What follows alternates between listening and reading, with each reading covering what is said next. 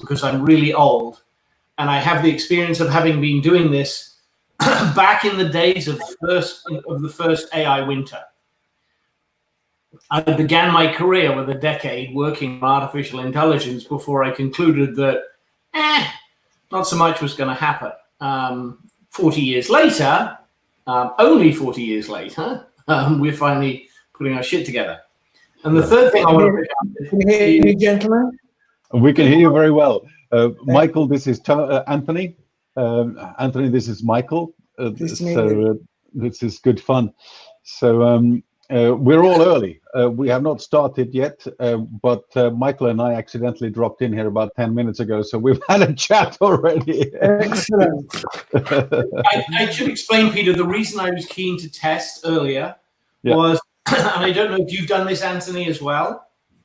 I've not used this platform before, but I just wanted to test out my new high-def webcam to see if the visuals are good on that. Is it all right? Yeah, that I wasn't worried about so much. It was more for me that over the course of COVID, the last 2 or 3 months, I've been progressively opening back browser windows. And I run Safari, which is really good at supporting them. But at the point where when you restart your machine, there's a flood of them. And what I actually did, because yesterday was a day off, was sort them out somehow. Close, because you knew in there were things like, oh crap, right? You couldn't just kill them all because you know that some of them actually relate to stuff that matters.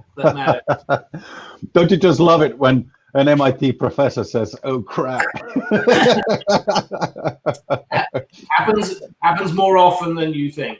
I think it's wonderful. So Malika, this is Malika. You've seen Malika from the agenda. Malika is going to be talking about AI in financial services and those wonderful things. Michael, is going to be talking about big things. We'll hear more about that in a second. Anthony is a good friend of mine from London, and he's interested in liability and what happens about responsibility and when that passes across, and black box, glass box. So Tony is, I warmly encourage you, keep him on your side. He's a vicious lawyer. But a wonderful guy. Tony, I'm spending a lot of my time with lawyers at the moment. I'm doing some public interest work. Well, okay, some work for the for my clients defending them against a patent troll in front of the International Trade Commission. It's not the list of accused is not really any big players, just Apple, Amazon, Samsung, Microsoft, Google, Acer, Asus, HP, Dell, Lenovo. Just some small players then. Some small players. Fortunately, it means they're relatively insensitive to your bill. Well, and I think Kate is just joining us as well from Berkeley, from California. She has a 3.5-month-old, so she's. Hey, Katie, how are you doing? Good. How are you all? Yeah, really great. So you've escaped the clasps. You're free to be here with us for a little while with the grown-ups. Yes. I'm looking forward to it. Okay, great. Katie, on drums today we have Michael Davis from Boston, who's partly doing a whole bunch of medical stuff which will interest you, and partly he happens to be professor at MIT and London Business School and things like that. So he's got a fair amount to say, which is good. On drums, we've got Tony, also known as the vicious lawyer Anthony Lee, who looks hard at how liabilities pass across when you deliver black boxes and glass boxes and things like that, and privacy things and so forth. He's a marvelous guy. You're going to love him. Malika is going to be talking about financial services and specifically how AI is deployed at financial services, which is obviously for Microsoft, it's a huge thing. And Katie, you are no longer with Obama, with Barack, and you're no longer with Mark and Facebook. So you are now going it with a new crew, pro bono health, really interesting stuff. Yeah, that's right. So it's great to meet everyone. I'm Katie Haynes. I work with Sendel Mullanathane and Ziad Obermeyer of University of Chicago and UC Berkeley, respectively. And we are building a nonprofit health data platform to help bridge the field of computational medicine. So basically making really curated, compelling clinical data sets available to computational researchers for free. We view this as kind of a public utility.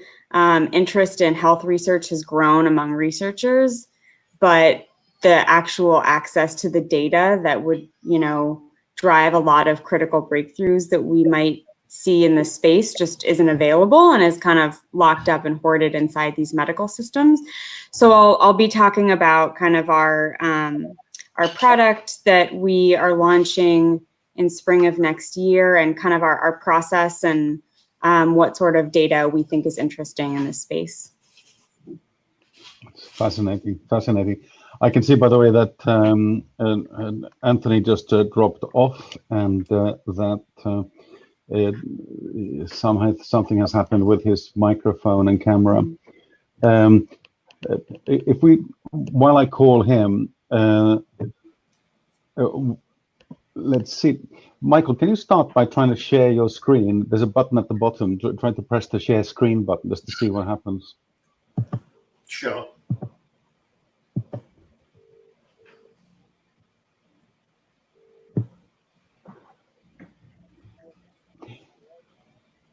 Okay, right, no problem.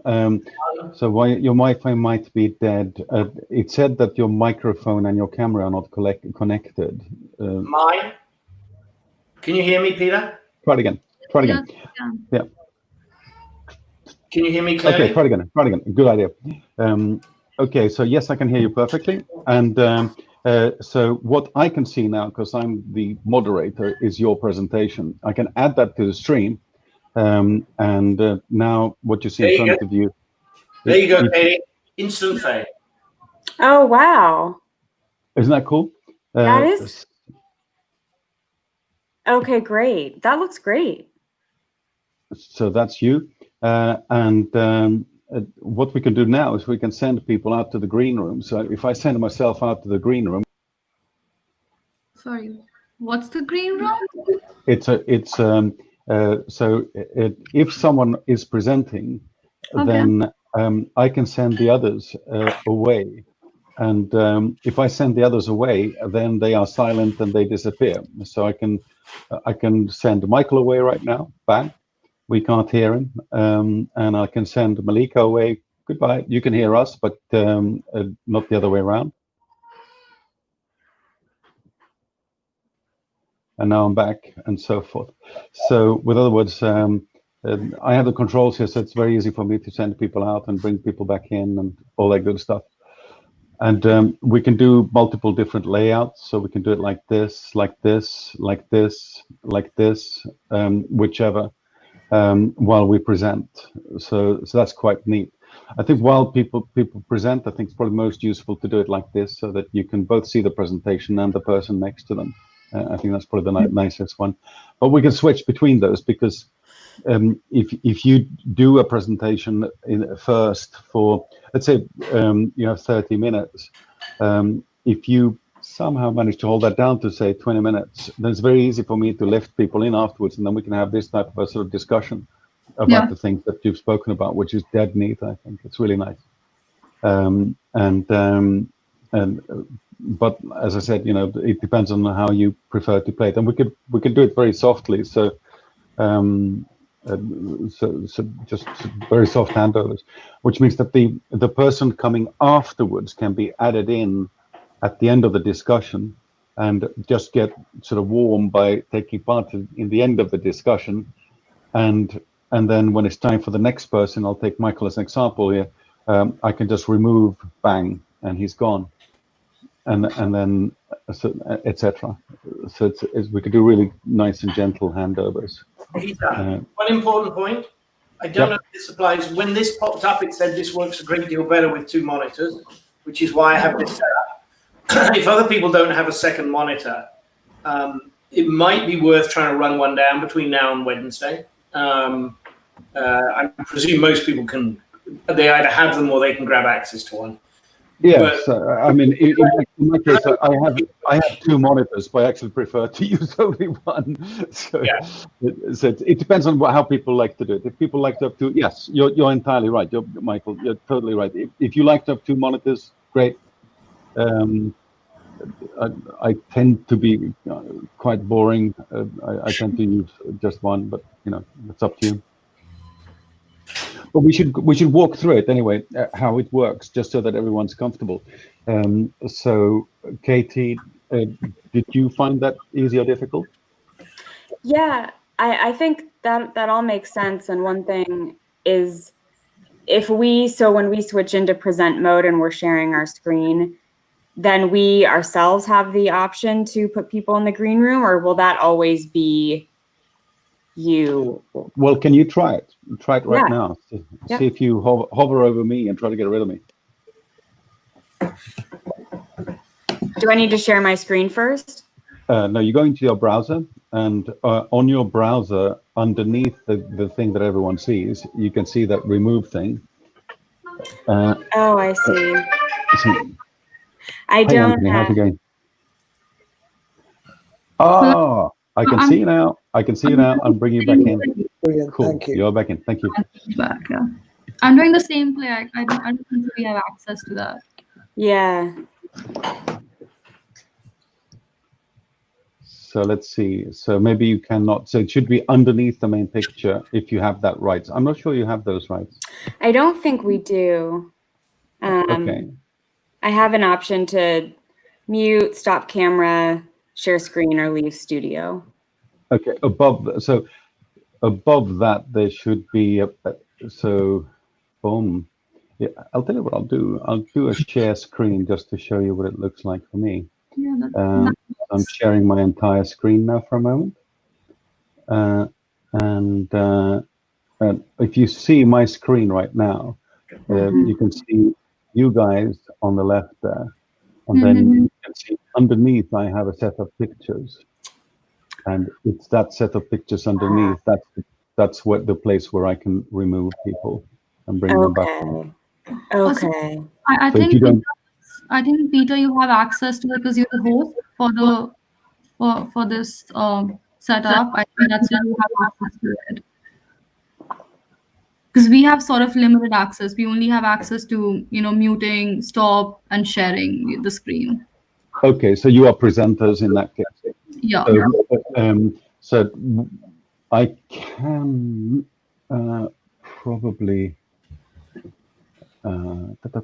setting. Is there a way to make it screen so if someone's putting slides up, I can see them? Because at the moment I've just got it's sort of very small within the screen. I don't know how to make it take up the total screen. Okay. Oops, sorry, I removed Michael there accidentally for a little while. Michael, I'm sorry. Yes, so one person can show a presentation at a time. Yes. And if you would like to show your presentation, then you select share screen at the bottom. Can you see share screen at the bottom? Yeah. So press that for a moment, please. Yeah, I haven't got my slides up, but I'll press share screen. Try that, and you can share your full screen just without your slides. Just share your whole PC if you wish. Okay. So share screen. Yeah. And can you share the full thing? I mean, I'm using a Mac here, so this is what it's. Share your screen, share your entire screen. Yeah. So try share entire screen. Yeah, yeah. That's what I'm trying to do. I've pressed your entire screen, and then the share button's grayed out at the moment. Okay, so at the moment, hold on. I think, Peter, you have to unshare me there. Okay, I'll take you. Try it again, Anthony, now. Okay, I'll come back out of there. I just tried to take out Still, Michael. it's still grayed out at the moment. Still grayed out. You're using Chrome on a Mac? Yes. I am. Yes, I'm using Chrome. That should work fine. So, so in my case, I press share screen, and you get that warning thing, whatever that is. Yeah. And then I can choose between. And you have to click on the picture. When it says your entire screen, you have to click on. First, you have to click on the picture and then click share. Yes, I've done that. So, and that's you now. Yeah. So we're now looking at your full screen, all of your screen. Yeah. So all I can see is a sort of a little square in the middle of the screen with all the kind of information on. I want to try and make it take up the whole of the screen if I can. I just don't know how to do that on this particular platform. Well, if you open up PowerPoint just for the sake of it, or I haven't got it. I haven't got it on this particular machine at the moment because I wasn't sure whether you would be running the slides from yours, so I can load them up on. I can run the slides for you definitely, but you might find it more elegant if you do it yourself. It's up to you. I'm very happy to run the slides for you. That's fine. What I'll do is I'll email them. I'll email them to my because my Mac is my personal computer, but for the Windows machine I have isn't very good for this kind of platform, so that's why I've gone over to the Mac. So I'll set the slides up on the Mac as well. Okay, that works really well. It's no problem at all. But that's how we operate it. So I switched over to Michael again. Michael, oops, shall I remove that? Is that too confidential, maybe? No, not at all. It's a discussion about toxicity in the machine learning community. Yeah. Wonderful. Yeah. Actually, at this point, I'm going to rant at you. Yeah. But what I'm trying to do. So, for example, me looking at this screen, all I've got is a tiny little box within the screen itself, and I want to make it expand to take up the whole of the screen so I can see the content there, and I can't. It doesn't seem to do that on mine at the moment. Okay, if you go into, if you open up PowerPoint and in PowerPoint you do the presenter mode, then in PowerPoint the presenter mode will take up the full screen. Yeah, but I mean when I'm looking at someone else's slides at the moment, I've got just a tiny little screen within the screen, so I can't really see very much at all. Okay, to open your browser for a moment, let's see what it looks like inside your browser. If you go to Chrome for a moment. Okay. Press Chrome. Yeah, that's what I'm doing. And inside Chrome, if you go to the tab where we are, then does that look better for you? No, I mean, maybe I don't want to take up too much airtime with this. Maybe we can have a separate discussion. I just need to find a way. I'm not a Mac user, so I just need to find a way to quickly bring it up so I can see the slides that other people are presenting on my screen because I can't at the moment. Or I can set it up on. I can open it up on another browser on another machine and look at them that way. Okay, so I'll figure it out between now and Wednesday. That's for sure. Okay, because what's being shown is at the moment the only thing that everyone sees is on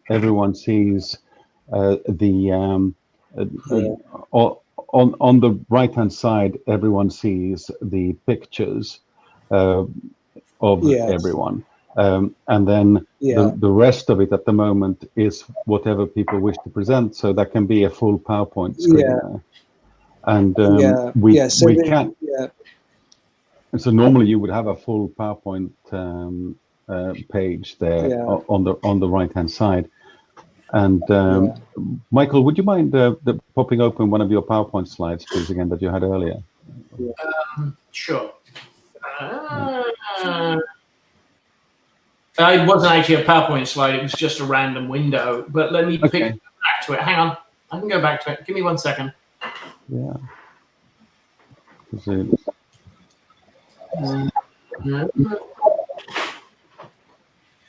It was actually Team Nightingale. Team Nightingale. Okay, perfect. Which is what Kate is working on. But let me pull up. So, hey, there we go. So, I mean, this to me, this works incredibly well. So you can definitely see what's going on if you. That's it. Perfect. I think that works really well as a way of presenting. Sorry, Katie. There will be a small fee for the advertising. Hey, this is great. So. And for those of the other presenters, the thing that's making this easy for me is this is sitting on my second monitor. So I can do everything I want to do on my first monitor and set up my second monitor in full screen mode on the Mac. So I don't know if this is doable for you, Anthony, but if you could borrow from someone a compatible second monitor, if you are here at MIT, we have 40 of them sitting in a room unused at the moment. So yeah, I can just basically what I'd do is I'd get it run it on my Windows Tower, so I can I can open up a browser on my other machine and just run it on two different machines. That's fine. That works too. Yeah. But the challenge I have at the moment, which I will need to sort out between now and Wednesday, is literally all I'm getting is a tiny little screen within my quite small laptop screen, so I can't actually see the text very easily. So I just need to figure out how to have it expand into all the available space. Yes, I understand. I've just got it. If you imagine that pencil, I've got a screen smaller than that pencil within my screen, so I can't really see the content of the slides or anything that people are posting at the moment. I understand. I'm the luxury of I'm looking at this on a pair of 5K monitors, so that makes life easy.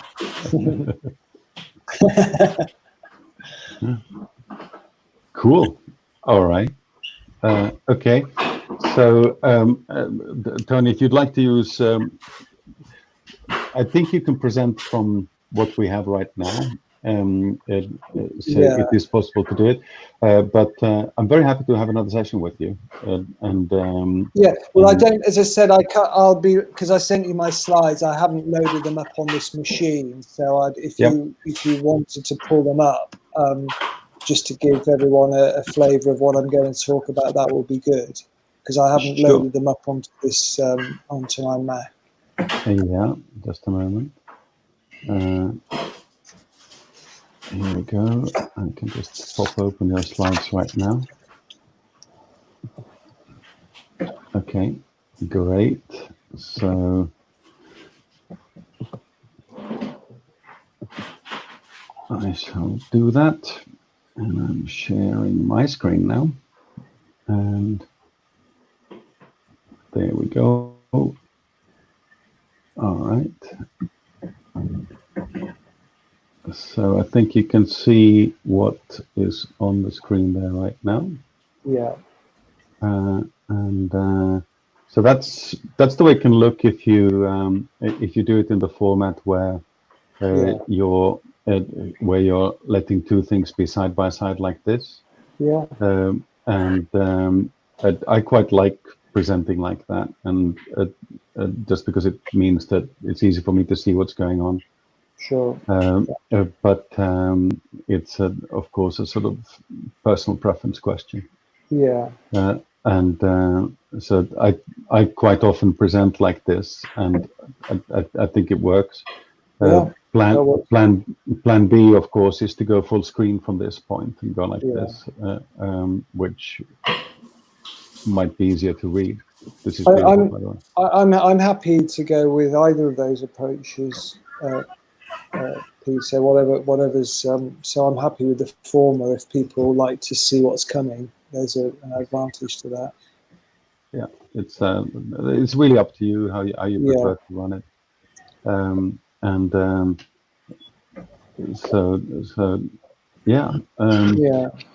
Shall we walk through the next one? So actually, hold on. Before we leave you, Yeah. do you guys have time? So actually, shall we do the mechanics first, and then we can look at the content of your slides a little bit? Yeah. Okay.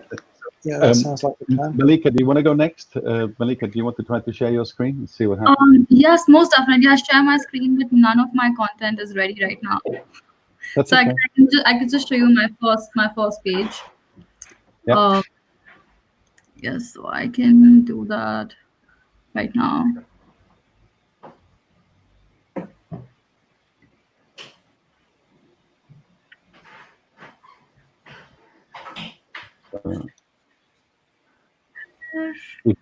If it's the first time you're doing it on Chrome, then Oh, no, sometimes you need to enable the microphone, enable the camera from Chrome, and sometimes you even need to shut down Chrome and start Chrome again. So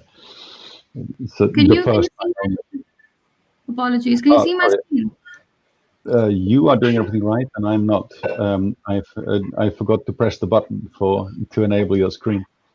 Oh dear. Cool. We can see it now. Yeah, we can see you now. You can see Azure and you can see Future of AI, right? The main. Absolutely. Absolutely. Yeah. Beyond that, it's work in progress. So okay. I'll probably be. I'm actually combining all of my my work. I want to sort of like combine it with a little bit of demo and stuff. So it's not ready right now. But as promised, I'll send it on Monday. If that's okay. Okay, that's absolutely fine. And but you can see, so that's how impossible it is to share the screen and get in, and the room is filled with people like us. So if it takes a couple of seconds to get it rolling, then so be it. It's whatever.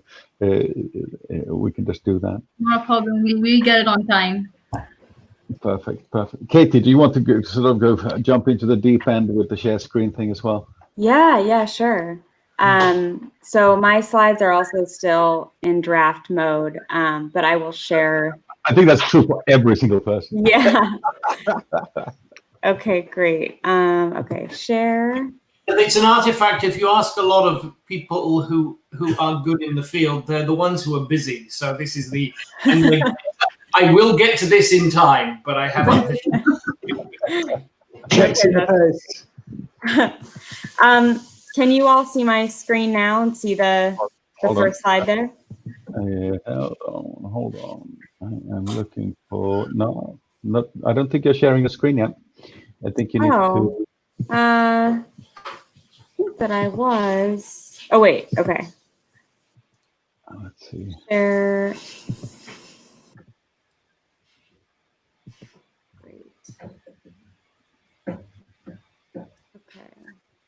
We can see you. Okay, great. And can you see the presentation? Great. Absolutely. Okay. Okay. So yeah, I can actually see the benefit of having two monitors. Now that I'm doing this. Yeah. It is easier. So both work, and it's easier with two monitors, but both work. I think that's the takeaway.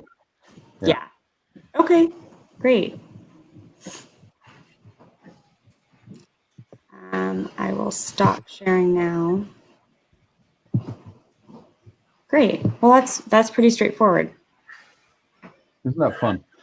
And just so that just to make sure that everyone has seen it, one of the things we can do here is we can take someone and send them into the green rooms, so send people backstage. I'll do it to myself now.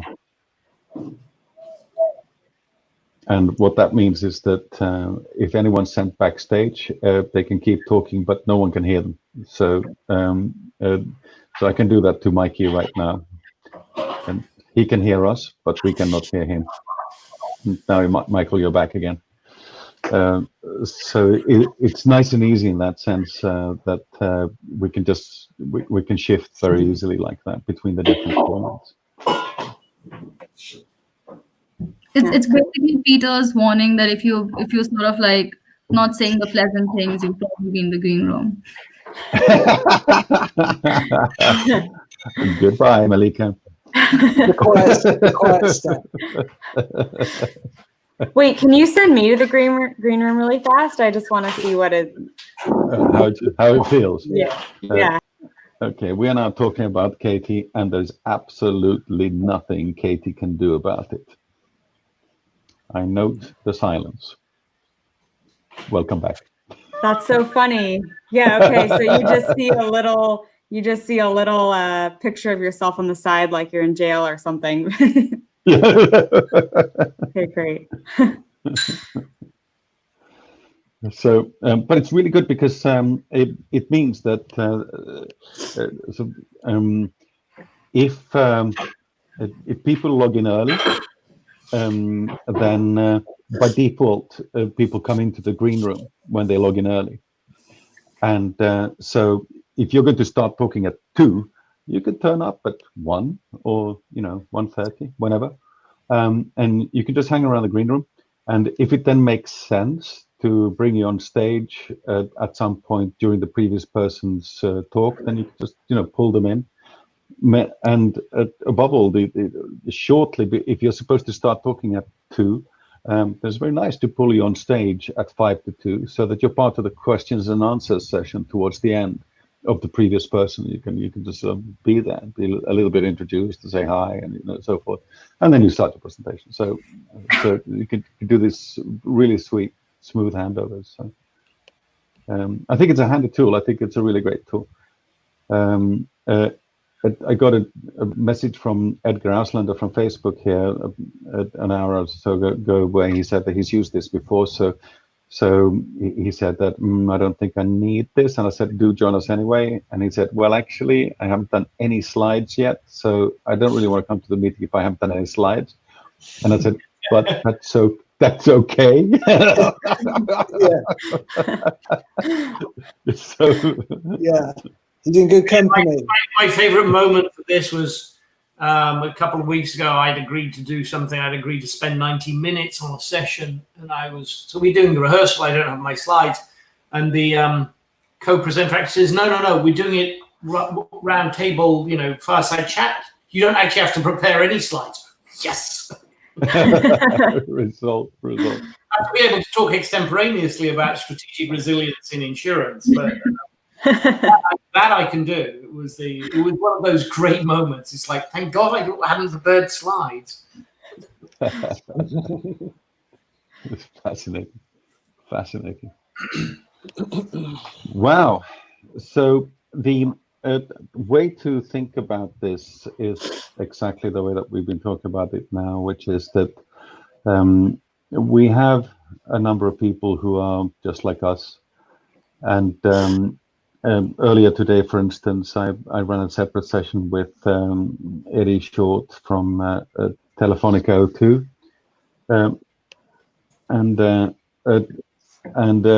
And he spoke about some of the ways that they're using AI inside Telefonica, inside the group as a whole, and it was really just him just talking about it and explaining, and he had a couple of slides to explain how some things plug together, because they have operations in Brazil and most of Latin America, they have Spain, they have the UK, places like that. And how they're sort of networking these things and using these things in different ways, and it was very much in line with what Michael was saying, that AI is a toolkit which you can use very broadly, and it was very interesting to hear the way that they were doing it, and that's exactly the tone of voice that this is all about. And Michael, the things that, do you want to go back to what you were telling me earlier? Sure. I'm actually going to start from the perspective that I don't know about the other people here, but actually I'm an AI technologist as origin. It's how I began my career, and I have a degree in artificial intelligence and robotics, but I'm now going to ignore the technology completely and say the technology is actually not the issue. The technology has matured to the point where the issues about making effective use of it are really on the user side. And the way I found it increasingly helpful to think about it is, and this Katie talks to your project very much, is as a tool for giving you access to data streams and data sets that you could not otherwise process. So don't focus on the technology. Really don't focus on it, because it turns out that when you get into the guts of it, the specific choice of technology that you use to solve the problem is actually extremely specific to the problem domain, right? And this comes out of some research I've been doing for the forthcoming course at LBS. It turns out that it's highly idiosyncratic to the specific nature of the data set and the issue that you're trying to address. So focus on the data set. Someone else, not you, is going to solve the problem about which technology. And secondly, focus on how you're actually going to make effective use of it in a complicated, messy world. Not just a complicated organizational content for businesses, but how you're going to make sense of it in a world in which data changes, and you have to deal with issues around bias and transparency and reproducibility. And that think of it as sort of like there's the first big chunk is, I've got a real problem. What data sets could I use to address it? Yeah, we're going to have to do some stuff by actually processing them and running experiments and piloting stuff. And actually much more important is, what am I doing about ensuring I understand the extent to which it's robust versus fragile, the extent to which it produces bias, the unintended consequences of it, and explainability and transparency. And if you focus on those two much more than anything else, and you think of this as being about a technology that converts A into B, to use the electricity analogy, it converts this whizzy stuff over here into motion. That's very cool. You do not need to know how to wind a coil. You do not need to know about whether or not you should use a 3-pole or an AC or DC motor. That's for the specialists. So that's my sort of central theme, based upon a bunch of sort of recent empirical work and actually trying to make it work for the last several years, where what has come out overwhelmingly is the issues around data sets and data engineering, and then how you go use it in the real world. So that will be my central theme, which I've asked Peter if I can use that as a setup and a lens for people to go look at it, because it deals with Anthony's issues about the explainability and the point you're making, Katie, which is all the heavy lifting. And I've been working with Thomson Reuters for years on this. The heavy lifting is actually in getting the data sets, even the unstructured data sets, sufficiently well understood that you can actually make effective use of them, or producing clean new data sets. So, and I'll talk a bit about that as well. And Malika, if that's how Michael opens things up, and he has a further 10 minutes after that to continue talking before we go into Q&A, would you agree that what you would want Michael to do would be to, from that position, talk about his personal experience and these are the things I have seen and so forth? Malika, don't you agree? I mean, that's pretty much what you would want to hear from Michael. Yes, definitely. I think I completely agree with it, because I think talking about the personal experience and what you've experienced on the field with customers is something that holds such a significant value, and I think that will be something that will be extremely important and something really useful for everyone. Yes. Yeah. So now, which is exactly what you can do. I'll touch on the specific question then, which is, in addition to my current entrepreneurial venture, is much richer data for clinical trials. And it came about because the issue was, if I want to measure smaller effect sizes, I can in principle, and I'm particularly want to tie it to things like activities of daily living. And the really important outcomes, I can in principle do it by trying to process the current streams of unstructured data. There's been a project running at Bristol to try and do this over the last several years. It actually turns out that here we have a data deficiency, and the startup I'm building is to solve that problem by actually producing really, really rich data sets for people to then run AI on. We're not actually going to run most of the AI. That's going to be the clinicians and researchers. We're a machine for producing rich data sets for people to do machine learning on, for clinical researchers and pharmaceutical companies to go do that. And the value of that approach was reinforced as we talked to the people who spent tens of millions of pounds of the UK's money on trying to do it using weak unstructured data streams. 6 6 years in, they basically concluded, you know what? It doesn't work. We need a better data stream, better set of data streams to feed the models. So we started with that as our clarion cry.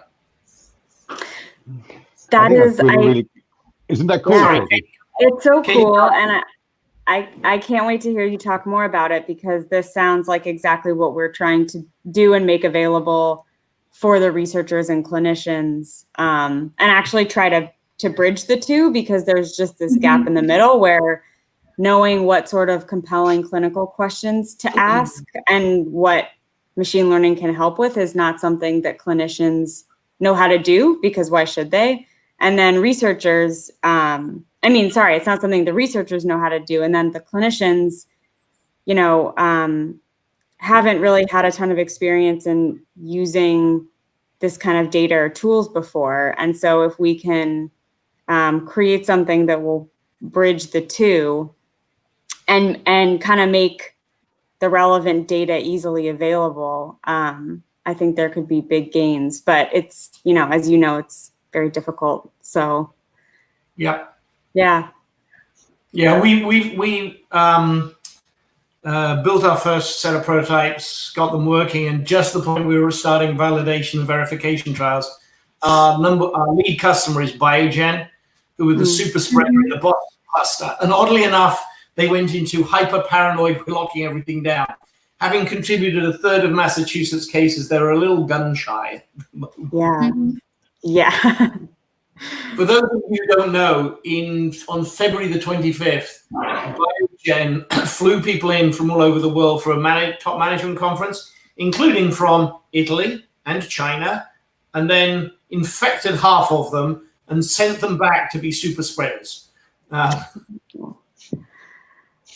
It's amazing. It's one of the other. Katie, your good friend Philip is going to look forward to hearing Michael as well, I think, don't you think? Oh, yes, definitely. I'm going to reach out to you in between. We have a lot of connections in common. Yeah, Philip's great. You're going to love Philip. He's really cool. I don't know. I think this is just fascinating stuff. I love it. And Malika, are you going to be doing a lot of cloud stuff, Azure stuff, or are you going to be focusing on the financial services? You're more on the financial services side. So I am in financial services. That's where my customers are. But what I'm selling is cloud. What I'm selling is Microsoft's cloud, which is Azure. So it's going to be an amalgamation of how are we deploying cloud for our customers in financial services, and what's the future of AI moving forward. Cool. So that's nice and heavy. I like it. I'm going to keep it fairly simple, I promise. Well, I've just put together a little cloud presentation myself a couple of seconds ago. Granted, it took maybe a little bit more than a few seconds to do this, but so be it. Which is this presentation here. When you talk cloud, you're talking Azure, I suppose. Well, this is a bit broader, actually. This particular thing is a little bit broader. So.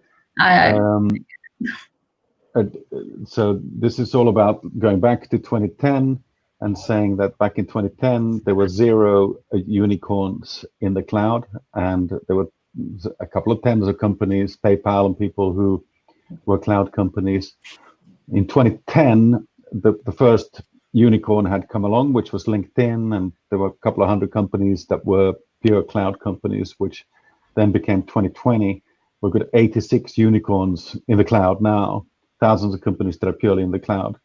And during this time period, Objectivity with 700 people has really shifted from being a purely on-premise company to being on-premise / cloud. And the DevOps that we do now have now been expanded to do DataOps as well, because of the things that Michael was talking about. So DataOps has become huge for us.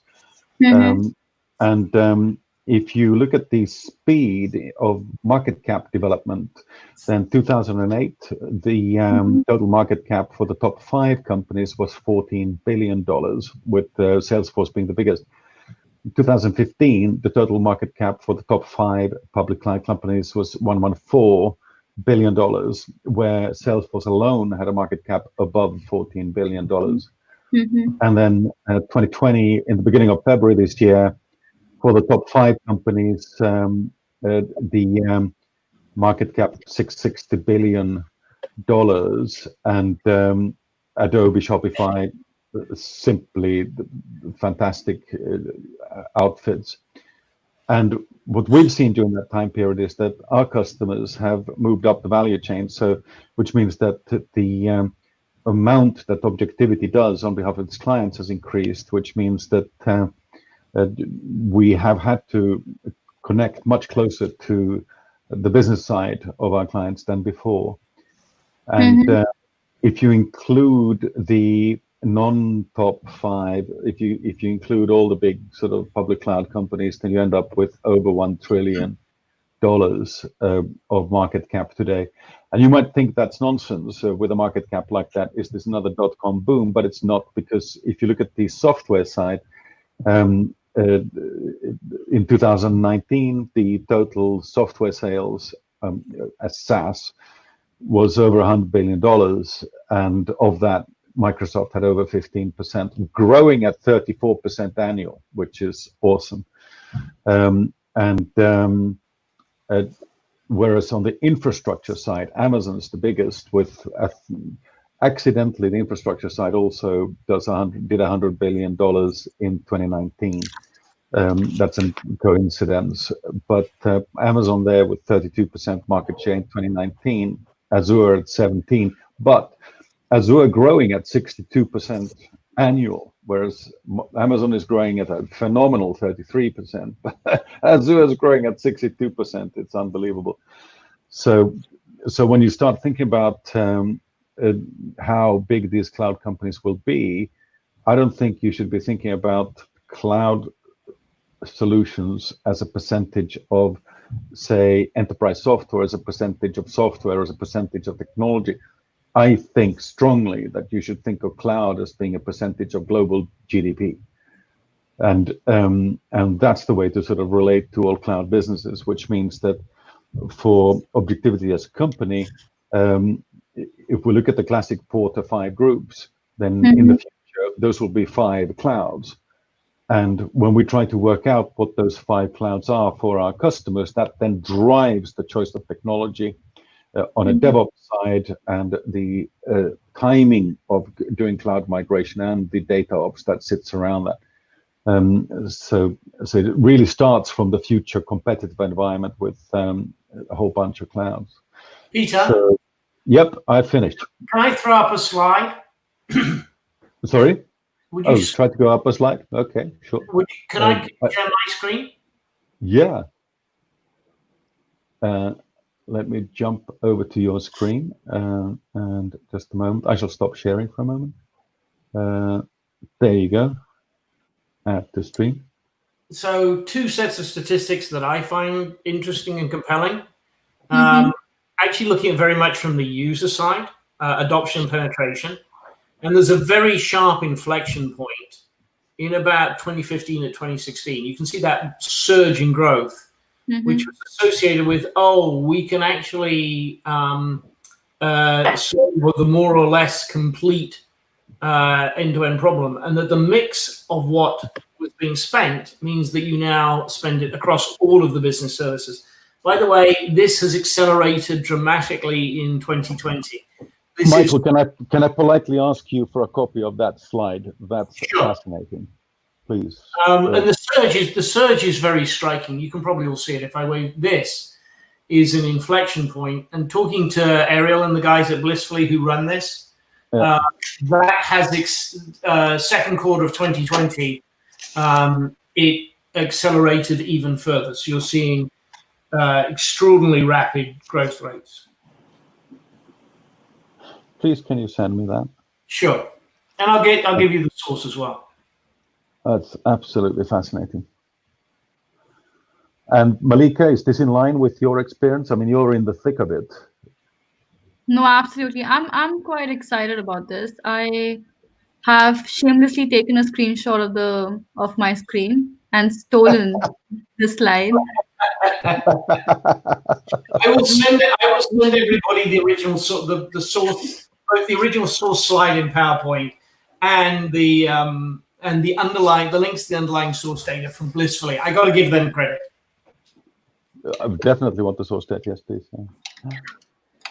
Peter, just a brief of what I'm talking about on 8th is more around appreciating the challenges we've seen with our customers in the enterprise adoption of AI and financial services, and how Microsoft has positioned on those challenges and what are the solutions. So it's basically around how do you democratize AI, and what are the tools and platforms we are providing from Azure perspective for our customers in making AI accessible for everyone is one of the key topics I'm talking about in my presentation.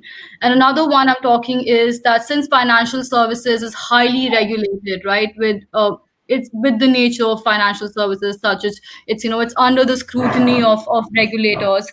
What are the tools that Microsoft Azure we've developed with our research team in Cambridge around the statistical assurance of the black box? So the whole RAI, XAI toolkits that really explains AI, which will eventually go on some of the most important decisions for our customers, is one of the key topics I'm talking about in what the future of AI looks like.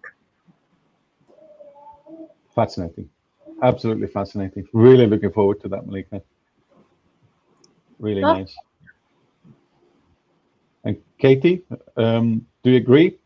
Is that what you'd like to hear about from Malika?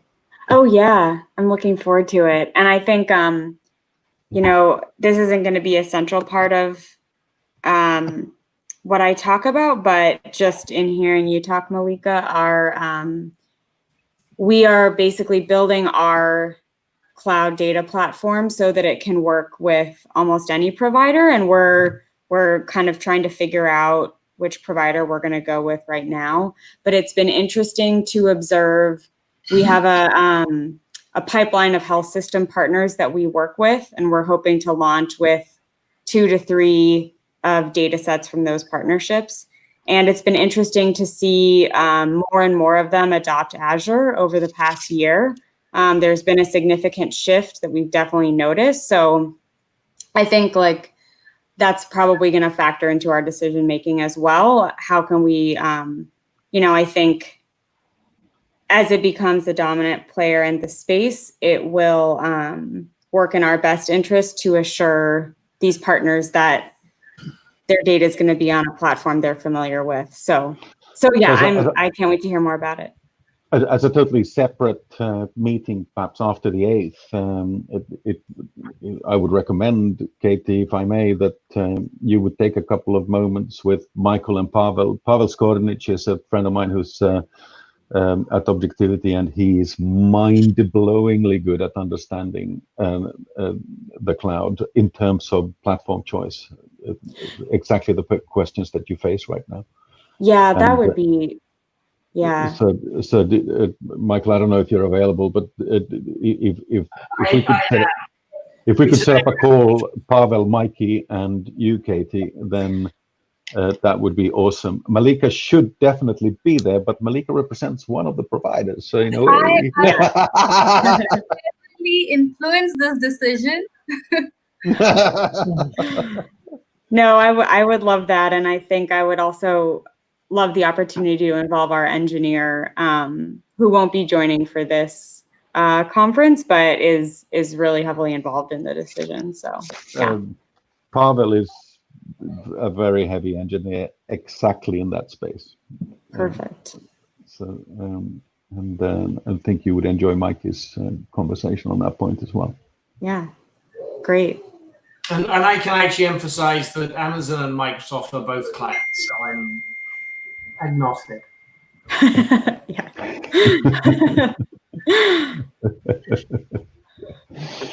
Cool. So that's kind of it. And Anthony, you hear the type of people that you'll be faced with. So I just I'm going to just talk in broad terms about what I mean, I'm very open to moving the debate wherever we want to do it, but I thought the two things to probably put the spotlight on are, well, first of all, the point that needs to be made is machine learning and artificial intelligence is here to stay. It's well established, and you've got the sort of the usual situation where you're trying to apply existing legal frameworks to scenarios that didn't exist when that legal framework came into play. So it's the sort of usual story.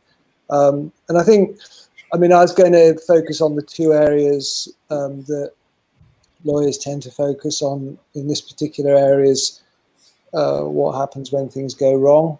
But there is a flip side to that coin. I mean, particularly in the sort of medical diagnostics, that, there's that strong argument that it's behoven on doctors and the likes to use these tools. And if they don't use these tools, then they are, by dint of not using the best practice, they are failing to fulfill their duty of care. So there is a bit of a flip side to that coin. That's an interesting angle. I've never thought about that. Of course, if you don't use your AI, you can be sued because you should have. Yeah, I mean, I think, everyone just seems to look at what happens when things go wrong. But I think there, if you're in any area, you need to be using the best tools that are available to serve your customers. And I think it's a point that does need to be made and tends to get slightly forgotten about. Anthony, sorry, to interrupt you. I think that is an absolutely fascinating thought, a blinding insight. Here's why I'm suddenly very grateful at a personal level. I was dating a bioethicist, and we've stayed good friends. And she's probably actually coming back to Harvard. She moved to Dallas and trying to run a remote relationship between Boston and Dallas in a pandemic. We both decided it was not feasible. But we've agreed we want to write about the intersection of AI and bioethics in medicine. And we've been tossing some ideas around. I love, you've just given me the inspiration, and I will credit you in the opening line of the abstract, which is, we've been thinking about the issues that arise in its use and its application in the real world. Yeah. Because that's what I'm concerned with. It's sort of like, where did this... But this idea about what are the ethical implications of not using a tool, which is great, I love it. Is a really interesting bioethical challenge. And if it's 2:00 in the afternoon and she's in Oklahoma, so with family. So if she's still sober enough, I may actually give her a call. And then, I will then sort of drop into the debate around, if things do go wrong, who do you blame? You can't blame the robot. You're going to have to find a sort of the party. There's going to be various parties that are potentially responsible, designers, manufacturers, and so forth. And then you start to look at the different legal frameworks that are there. Those are contracts, and the challenge in contract law is the main case in contract law, Hadley versus Baxendale, dates back to 1854. So we can safely say there was no AI around then. And then around tort, you've got just sort of going through clipping through the existing frameworks, and then the challenges that there are in terms of applying that to a situation where you've got machine learning, because who's to say it was a defect if it was a machine learned decision? Who's to say it was a defect? So there's all sorts of stuff, not least of all the issues around causation, sort of trying to prove what went wrong and how that manifested. So just sort of having a bit of a discussion around that area, touching on the explainability side. And again, there is that constraint that if there's too much of a focus on explainability, it might constrain the power of the tool in question. So there is always that sort of tension there. In the GDPR space, it's I'm not saying it's straightforward, but the General Data Protection Regulation, for example, if you're a financial institution using machine learning, artificial intelligence to make lending decisions or decide whether to give insurance, you need to be able to explain the basis of that decision, and that becomes difficult where black box type technologies are being deployed. So there is that tension. In fact, there's been which I will touch on with going into it in any great detail, but a paper's just been published by the European Parliament about the impact of the GDPR on artificial intelligence. And what it basically says is a lot of it's a little bit vague, and there's going to need to be guidance provided by, for example, in the UK, the Information Commissioner's Office and authorities to try and give people, organisations clarity. When they're saying you need to explain the basis of your decision, well, how do you do that in the context of AI and machine learning? Can you just please give us a little bit more of an idea about what you have in mind? So I was going to just talk about the privacy side of things a little bit. And then one thing that Michael's alluded to, which is obviously a bit of a hot subject in the current circumstances, is the potential for machine learning AI to embed bias and discrimination. So those are sort of probably the three hottest subjects. Sorry, Anthony, on that one, can I pick up a particular theme that I would put huge emphasis, not necessarily embed, because embed implies a conscious choice, but to perpetuate. And there's a central ethical issue here, which is the whole, which is at the heart of the debate going on in the US, which is it's not enough to merely remove bias. You need to think about how you compensate for historical effects, which ripple down through the ages. So that, for instance, wealth distribution along ethnic lines in the US reflects the historiography of the last 150 years. And that means you need to, and the data sets are, the poster children for bad actors in this are mostly around data sets which represent recent history. So I find it's a really, really tricky area. I mean, I have a 4-year-old running around here, and so I pick up some Tintin or Asterix or something, comic book, and read it to her, and you look inside and you think, oh no, this is totally not PC anymore, to the extent that if you would have this in a corporate environment, you would be sued. So values have changed, and if you then use written by a Belgian, what do you expect? I'm sorry. There's a Kiwi.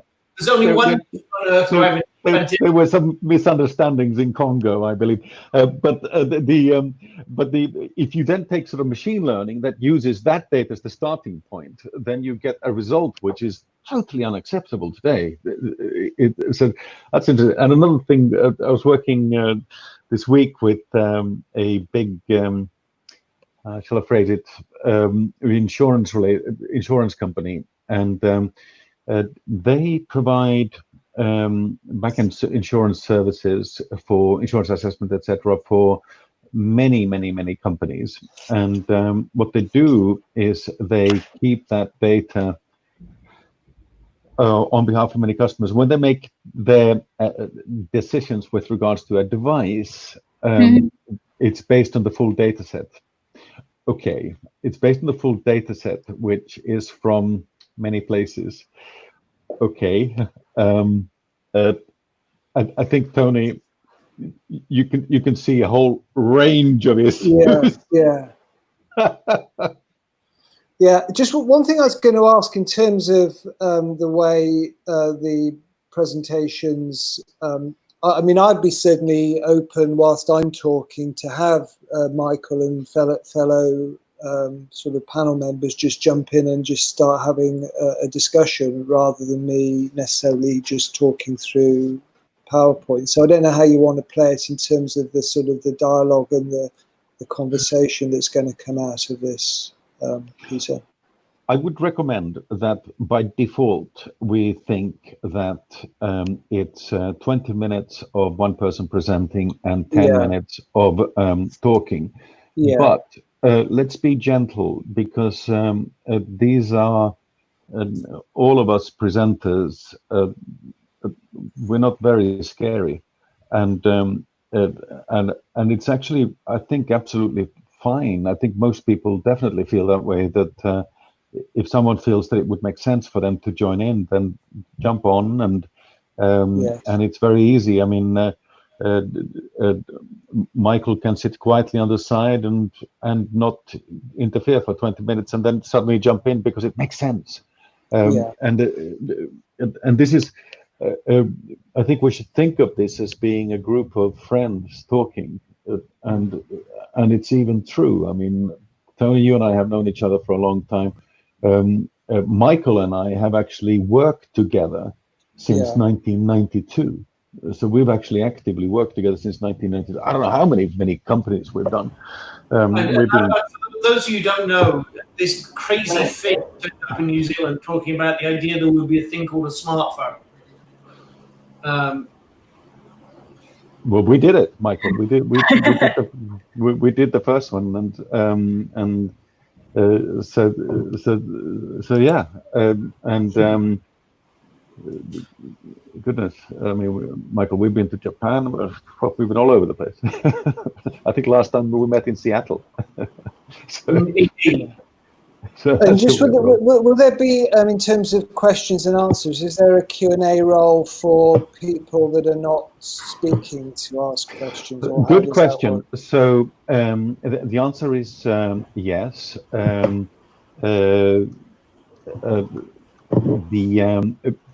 people listening will be able to ask questions, and I have two people, Matt and Ian, just so that you're aware, who will be looking at questions as they arise, and bring them in. We have a bunch of 100 people who are going to be listening to this. All of them are AI specialists, and there might be many questions. So for that reason, I put Matt and Ian on that. They're both experienced people, so that if you do get questions, they don't repeat themselves and so forth. And they can either turn up by just coming on and posing the question. I think that's the most natural way. I think that's the most natural way. But plan B is that you can see something like this. Can you see something on the screen right now? Yeah. Yeah. This is a real question. So I can add questions like that as well. I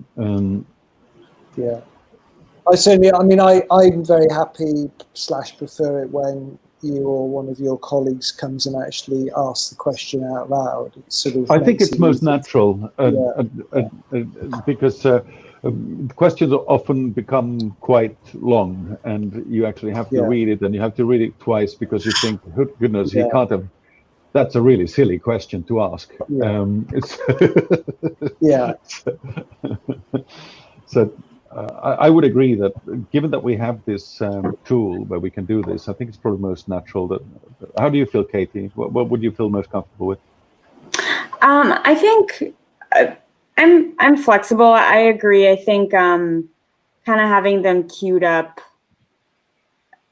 in a way where the presenter can just easily see what it is and it doesn't get lost in a longer format is good. But I also, I like the idea of people jumping in if there's relevant points or questions during a presentation. So I think like generally 20 minutes for presenting with some commentary if it's relevant, and then the 10 minutes for kind of straightforward question answer format is is good for me.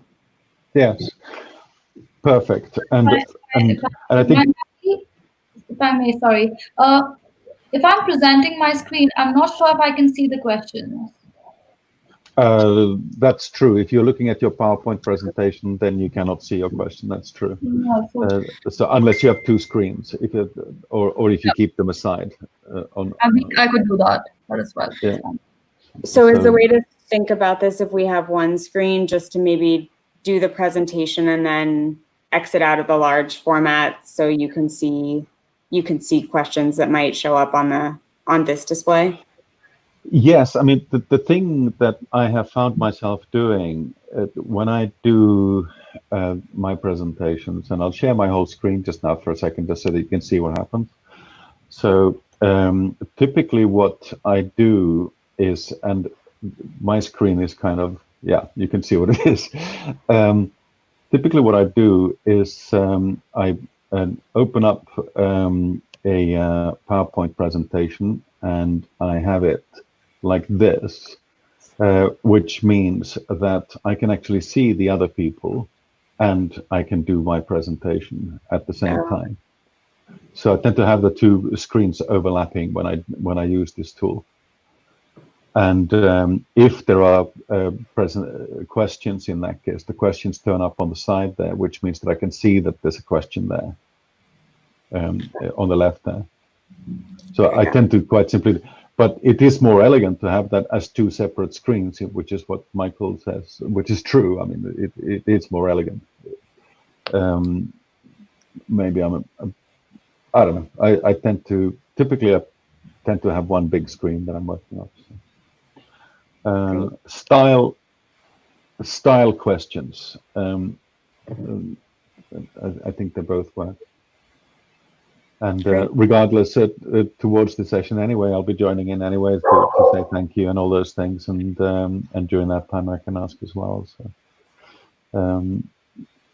I think it's good. I mean, it's going to be. I know it's going to be great fun because it's sort of when I look through the speaker list and I think about the people who go. I mean, Tony, Michael, Malika, Katie, all of you are awesome. For me, it's just an absolute pleasure to sit and listen to your thoughts for half an hour. It's just great, and the same is true for the others. And I mean, Katie, you know Philip. It's just listening to Philip for half an hour. Super, absolutely super. Michael, how does it look for Chris Wigley? Do you have it? The question is which slot in that first 9 to 12 slot. Okay. I confirmed that. So let me connect you two directly over the weekend. Okay, cool. Sorry. Spirit of full disclosure, Chris Wigley, who is the CEO of Genomics UK and has been the SRO for data in the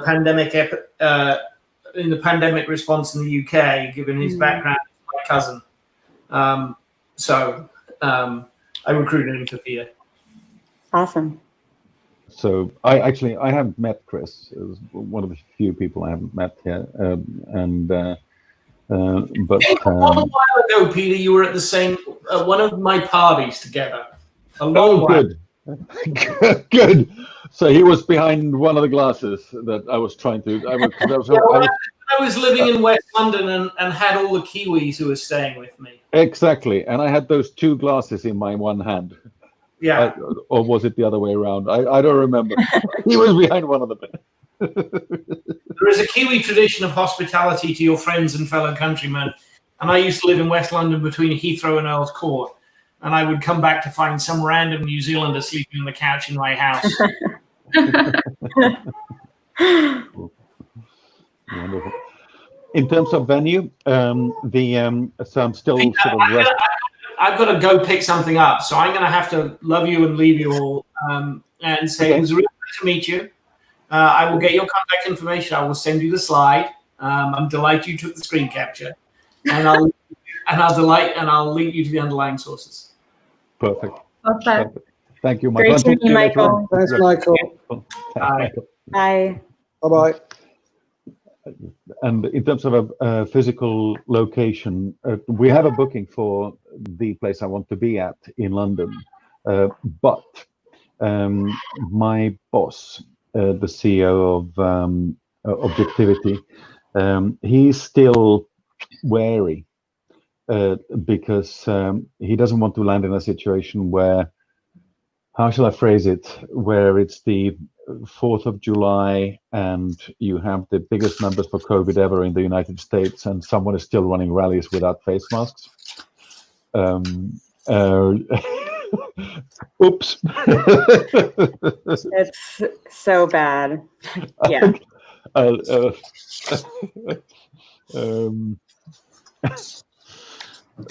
don't know what to say. I really don't know what to say.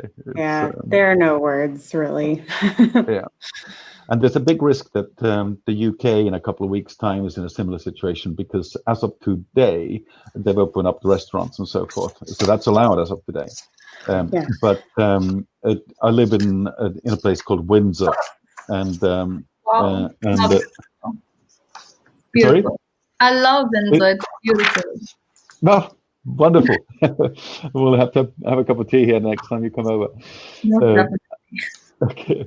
And I walked up the road to go shopping here earlier, and I walked past a couple of the pubs that are open now, and they're jammed with people. And there's supposed to be these sort of guidelines for what you cannot do, and it's like, please.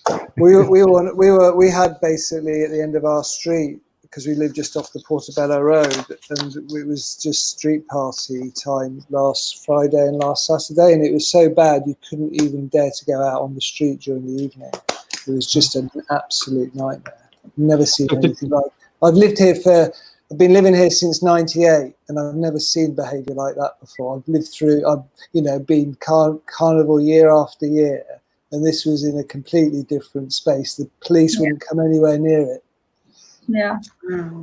Yeah. It's similar. It's exactly similar, because I stay in Warrington Crescent, which is Warwick Avenue, and my house is right next to the Hotel Colonnade. I mean, I can literally see it from my window, and it's crazy. It's absolutely messy. I'm avoiding going out for a run as well. I prefer doing my exercise at home, because it's such an utter mess. I mean, 2 meters is rubbish. No one's following it. Yeah, just sounds like the US. And I'm in San Francisco, and the numbers in this area have been relatively low. We've been pretty conservative about opening back up, and haven't been hit hard like New York at all. But other areas of California opened really quickly, and now the numbers are looking pretty bad. And so they postponed. The last phase of reopening was supposed to happen this past Monday, and it was like hair salons, nail salons, and all of that got indefinitely postponed, which is definitely the right thing to do. Yeah. It's just too bad that now we have more information about what can mitigate this, and people just don't want to pay attention to it. So it's a little disheartening. It's tough. I've been trying to encourage my wife to cut my hair, and I have failed. As you can see, I'm gonna be presenting my lockdown haircut. Yeah, it's all over the place. Everybody will. Yeah. One question I had though, in terms if I get a helicopter comes in, we get quite a lot of helicopters around here at the moment because of the issues, and I need to mute myself temporarily. How do I do that? There's a mute button down below, but I would actually, instead of using the mute button, I would just say, "Oh, I'm sorry, my helicopter is just arriving." Where's the mute button? Oh, Let it be loud. I found it. Yeah, my helicopter's just arrived. Yes. Yeah, I'm sorry, it's my lunch. So if the riots kick off, what do I say then? If the riots kick off, I'm sorry, I'm just going to leave. I just need to go out and deal with the situation. Yeah, I'll be back in a second. Exactly. I apologize. I'm a violent football fan. I just need to go and get my knife and join my friends. Oh yeah. Peter, there's one concern. I'm not sure it's a concern or not. I have to be away from. I'm just checking my calendar, and there's a lot of meetings, which I've tried to postpone most of them. But I think there's a meeting at just 1 second. Yeah, they're like 7. From 10 o'clock to 11:45. I'll be away. So, I don't want to miss the session. So what I'm wondering is if there's a recorded session for this. That is it's a wonderful question. I love the question in every way. So the first answer is yes, there's no problem. That's the first answer. The next thing is that so you're speaking at 3:30 in the afternoon. Yes. So you're fine in that sense. But what we're doing is I have Izzy helping me out with this, and after the show, Izzy is going to transcribe every talk and pull it down into like a 2-pager, 2-page summary with some pictures and so forth, and make it into a nice thing. And she will send that to you, and if you feel that comfortable with that and so forth, then we'll send that to all the speakers. And then and also Alice she's a video specialist, so she's going to look at all the video clips, all the video material we have, and she will produce a 60-second video clip thing again that she will show to you, and if you're comfortable with it, then she'll put that out through LinkedIn and channels like that, which I think is going to be cool, and of course make it available to you. So that's nice. And additionally, Alice will also make available to you in raw format the whole lot. So you will get the whole lot as well, because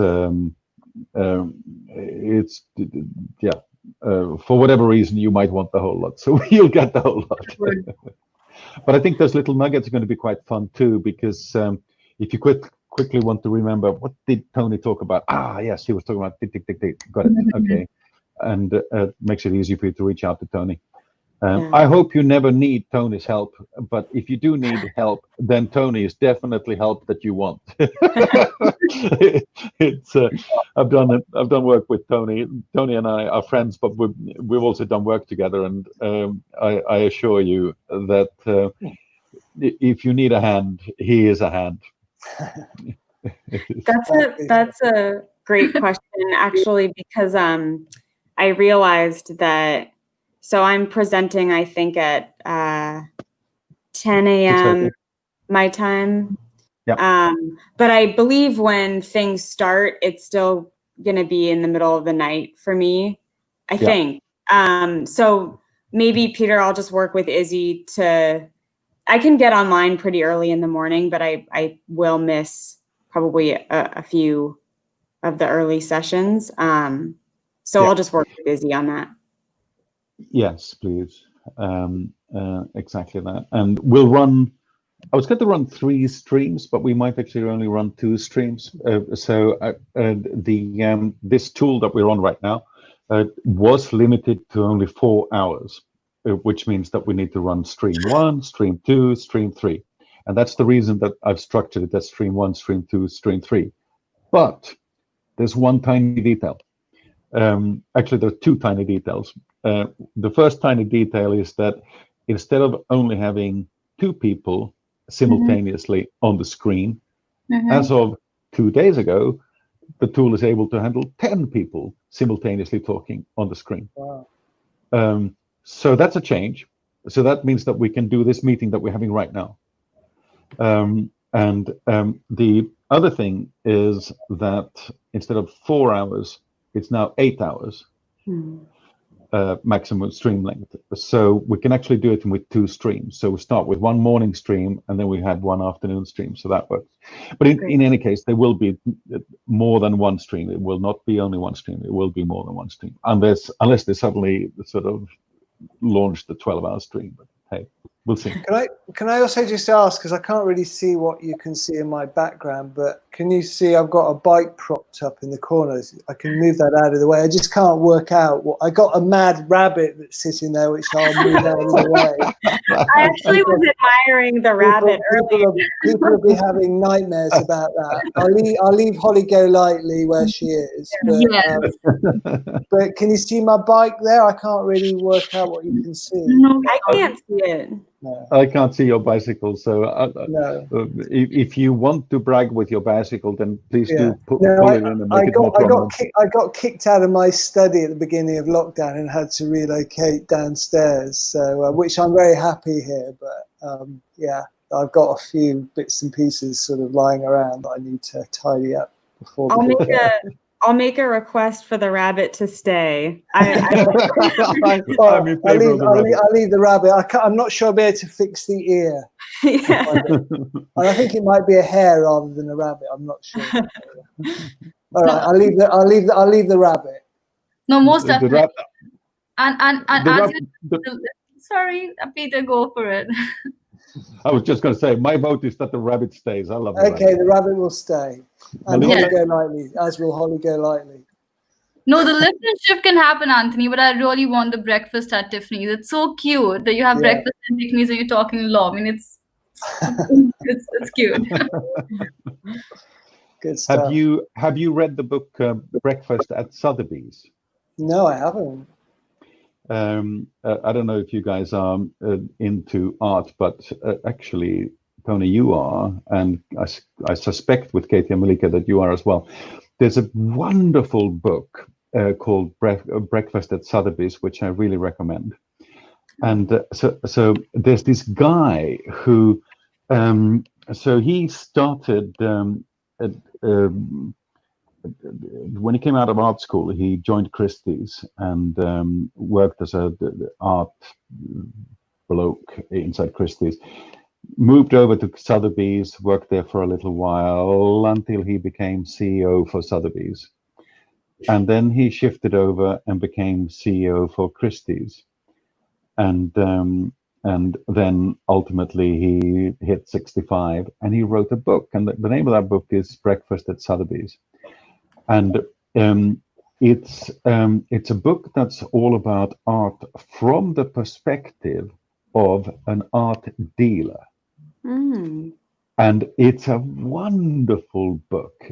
I really, really enjoyed reading it because he's obviously, it's not a cynical book. It's not just numbers, because he obviously loves art. It's everything for him. But he's also a businessman. So he does have both. And the way he writes about Matisse's and if a Matisse is like this, then the valuation is $300,000. But if it has a parasol, the valuation is $500,000. So for Matisse, if you have a parasol anywhere, on Monet. I apologize, not Matisse. On Monet, if you have a Monet with a parasol, then that adds this value, etc. And I have a friend who's an art collector, and so I took the book with me and went over to his house, and I said, okay, on that money, it should have this, and it would be worth more. And he was going, oh no! and we went through his various things, but it's just a wonderful little conversation. Okay, I should stop talking. It's a book I love. I really enjoyed it. Check it out. Yeah, I'll have to look at it. Breakfast at Sotheby's is the name of the book. That's great. It's just a fun way of looking at art. I really, there you go. And he writes well. Be a nice thing to read, especially now. Kind of a nice little escape. Yes. So yeah. One thing I was going to say actually before I go is that, I don't know if on the art thing there's the Cocktails with the Curator of the Frick collection in New York, and it's just wonderful. Every Friday he does a talk about one of the pictures in the Frick collection. Oh, It's worth tuning into. Oh, that's amazing. Cocktails with the Curator. Oh, cool. Cocktails. Amazing. I like it. I have to Google that. Cocktails with the curator. Got it. And on that note, I'm going to have to disappear because I've got a family call taking place in a couple of minutes. I better be on that. Tony, yeah. So thank you for that. if we don't talk before, I look forward to seeing you on Wednesday, but we'll probably be in touch. But yeah, cool. And by the way, Tony also and Malika, so if we for whatever reason decide not to do the physical event on Wednesday, then what I'd like to do is do something slightly informal, where we take all of us UK-based people and we go out and we have a stupendous dinner together. So Michael's going to be here in a couple of weeks' time because he does both Boston and London, so he comes in regularly. So I thought next time Michael comes over or whatever, we'll just get everyone together and we'll have a stupendous dinner. We'll just, and Katie, we will raise a glass to you if you're not here. Oh, yeah, hope to be eventually. Yeah. Thanks, Peter, and nice to meet you, Katie and Malika, and look forward to Wednesday. Yes, great to meet you. All right. Bye-bye. Thank you. Bye. Bye. And I should run as well, but it was great to meet you, Malika. I look forward to Wednesday. Yeah, and thanks so much, Peter, for everything. Pleasure. So brilliant. Look forward to seeing you on Wednesday, Katie. Great. Talk to you guys soon. Bye. Bye. Perfect. It was so nice to meet you, Peter. It was amazing, and thank you so much for doing this, introduction before we actually do the 8th event. It's great to actually meet the speakers before. Isn't it nice? Isn't it nice? And aren't they fabulous, Malika? Aren't they wonderful people? And I think it's such a great opportunity to to present with them. And at the same time, what I really like about this session, because we presented before and having said and done, but what I really like about this is it's more like, it's really beyond presenting. It's more focused on really, brainstorming your ideas and brainstorming the work you're doing. And I really like that sort of, discussing rather than just, bringing in and presenting, because the value lies in the discussion, and that's something that I'm really looking forward to. Yes, and that's what they are looking forward to from you as well. It's, I mean, the people I've spoken to with regards to what you're doing have been totally fascinated by what you're doing. So it's you have people there who really want to hear what you're doing. It's nice. And I get it. It's just that I've been to Microsoft fairly new. I'm 6 months in, and but I think the first 6 months at Microsoft itself have been crazy. It's just because the plethora of technology we're talking about just focused on data and AI, because that's my patch within Azure as our cloud offering. It's so much, because we're talking about responsible AI, democratizing AI, and then really how do you help customers, and I have a customer batch of 80 customers in financial services UK, so it's a crazy lot. It's really talking about how can we make AI easy for everyone, and my key focus around artificial intelligence is responsible AI. Yeah. So I'm more focused on talking about the RAI, the XAI, and that's some of the key things I want to talk about. XAI is something that people are fascinated by. So XAI that's exactly what I'm working on. I'm working on a very fairly easy demo, because I heard a lot of the participants today talk about how do you explain the prediction. Yep. That is what I want to focus on. I want to show them how do you explain the forecasting that's done via a black box. So you have the result coming in from the black box in the most simplistic way. How do you move backward to understand what are the features that influenced that prediction and the probability? That's where my focus is, because that's the area I'm most passionate about. Yeah, that's brilliant. That's brilliant. I mean, yes, and yes. Those three things. Yeah, and that's so. Yeah, I haven't really worked on the slides, to be honest. I've just been working on, you know, that cute demo that I want to do. But Yeah. I'll get the slides up and ready, and it'll be amazing. Wonderful. Wonderful. Perfect. Cool. I would have to leave. Okay. But Have a wonderful evening. Most definitely, it was lovely chatting with you, and thank you for doing this right before these sessions. It's really great. I'm really looking forward to it. Thank you. Thank you Thank so you. much, Peter, and have a great evening. You too. Have a fabulous evening. Bye. Thank you, Malika. Bye.